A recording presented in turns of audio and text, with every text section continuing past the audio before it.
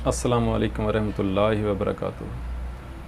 मैं हूं homeopathic doctor Mohammad Aqeel Saifi और आप देख रहे हैं मेरा यूट्यूब चैनल। नाज़रीन, आज का मौजू है होम्योपैथिक दवा एलोज़। आज एलोज़ को पहचानने की कोशिश करते हैं। एलोज़ को एक जुमले में बयान करूंगा कि मक्कद की कमज़ोरी और सोजिश की दवा है। एलोज़ कंवार गंदल के अंदरूनी गुदे को जलाकर मुसब्बर तैयार किया जाता है और मुसब्बर से एलोज़ तैयार की जाती है। मुसब्बर कब्ज़ कुशा के तौर पर इस्तेमाल होता है और दस्त लाता है, और इससे जो होम्योपैथिक दवा बनती है एलोज़ उन दस्तों को ख़त्म करती है, यानी दस्त को ठीक करती है। एलोज़ एक एंटीसोरिक दवा है। इसकी ड्रग पिक्चर इस तरह से है कि ज़्यादातर हमारे पास बच्चे या बूढ़े एलोज़ के पेशेंट आते हैं, लेकिन जवान भी हो सकते हैं। एलोज़ अक्सर जब हमारे क्लिनिक में आते हैं तो वो बहुत थके हुए होते हैं और अपनी पलकें जो हैं वो बहुत ज़्यादा झपकाते हैं। एलोज़ गर्म मिजाज इंसानों की दवा है जो सर्दी ज़्यादा पसंद करते हैं। ये अक्सर कंफ्यूज होते हैं। इनको हम अगर देखें तो बात करते हुए तो ये ऐसे कंफ्यूज होते हैं कि ये जैसे ये हमारी तरफ तवज्जो नहीं दे रहे, कंफ्यूज हैं, कहीं और गुम हैं। क्यों? इनकी तवज्जो जो होती है वो अपनी मक्कद की तरफ होती है कि कहीं इनका पखाना जो है वो खारिज ना हो जाए। ये बदमिजाज भी होते हैं, चिड़चिड़े भी होते हैं। इनको ना तो अपने आप से प्यार होता है और दूसरों से भी नफ़रत करते हैं, कारोबार से भी नफ़रत करते हैं, हर काम से इनको तकलीफ़ होती है, नफ़रत होती है, कुछ भी ये करना नहीं चाहते, किसी से मिलना जुलना नहीं चाहते और कंफ्यूज होते हैं हर वक्त, ऐसे जैसे ये किसी और दुनिया में गुम हैं। यानी इनकी तवज्जो जो है वो किसी से मिलते हुए उसकी तरफ नहीं होती, मामलात की तरफ नहीं होती। इनकी तवज्जो अपनी बीमारी की तरफ होती है और ख़ुसूसन मक्कद की तरफ होती है, क्योंकि इनको दस्त और इसहाल की शिकायत होती है और हर वक्त इनकी तवज्जो जो है वो मक्कद पर ठहरी होती है, रुकी हुई होती है।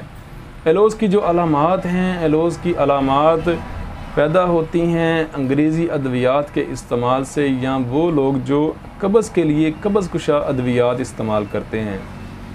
एलोज़ की ख़ास अलामात क्या हैं? एलोज़ सर दर्द की दवा है, ऐसे सर दर्द की दवा जिसको सर दर्द को सर्दी से सुकून में महसूस होता हो।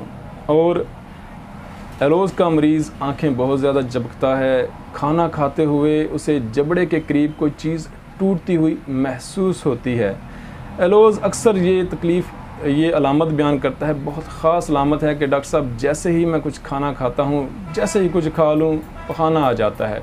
यानी दिन में बार बार पखाना आता है, और ये ज़रूरी नहीं कि पखाना नरम हो, सख्त पखाना भी होता है, लेकिन वो बार बार आ जाता है। और अक्सर एलोज़ को दस्त लगते हैं, पतले मोशन करता है, और बाज़ दफ़ा अगर सोजिश ज़्यादा हो तो पखाने के साथ या पखाने से पहले आऊँ यानी थोड़ी सी बलगम की जेली नुमा बलगम भी आती है, और पखाना करते हुए दर्द महसूस करता है। पखाने से पहले गड़गड़ाहट होती है, पखाना जो है हवा के साथ खारिज होता है, और ज़रा सी हवा के साथ भी थोड़ा सा पखाना खारिज हो जाता है। माएँ आकर कहती हैं कि डॉक्टर साहब बच्चा जो है ये बार बार पखाना कर रहा है, यानी चिरक रहा है। पंजाबी में इसे कहते हैं चिरकना, यानी बच्चा जो है वो बार बार थोड़ा थोड़ा पखाना कर रहा है। और एलोज़ का मरीज़ जो है वो एक और बड़ी ख़ास अलामत देता है कि डॉक्टर साहब पखाने की वाली जगह जो है मक्कद में नमी महसूस होती है। जैसे पखाने मक्कद जो है वो किसी चीज़ को अंदरूनी तौर पर रोक नहीं सकती, थोड़ा सा पखाना भी बाज़ दफ़ा बाहर आ जाता है या नमी रहती है।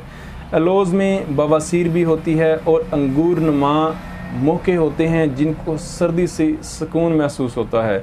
एलोज़ गोश्त से नफ़रत करता है।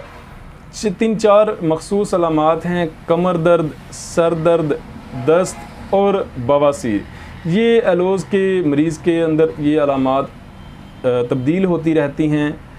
एलोज़ की जो ख़ास मुस्तकिल पहचान वाली अलामत है वो है मक्कद का वज़नी महसूस होना, बारा महसूस होना, और मरीज़ का हर वक्त अपनी जो तवज्जो है वो मक्कद की तरफ रखना, यानी कहीं पखाना खारिज ना हो जाए।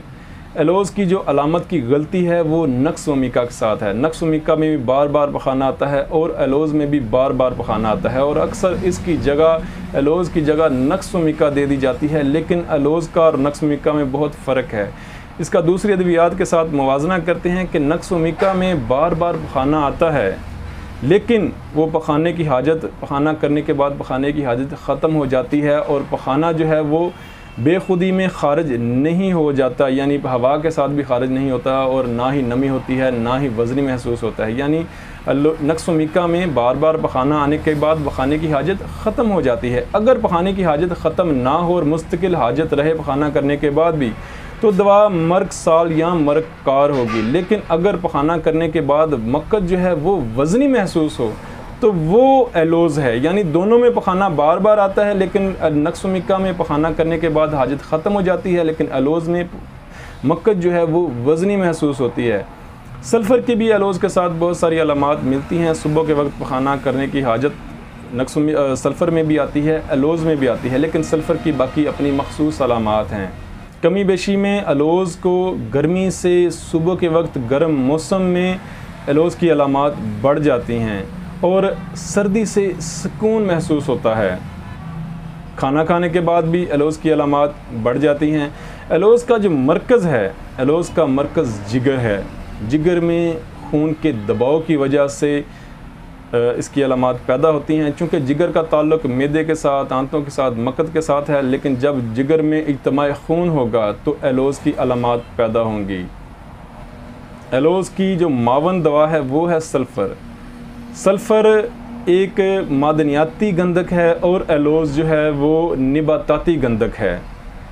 एलोज़ की पहचान हर वक्त तवज्जो जो है वो मक्कत पर रहना, ये इसकी ख़ास अलामत, मरीज़ की एक ख़ास हरकत भी कह सकते हैं या उसकी ख़ास अलामत भी कह सकते हैं।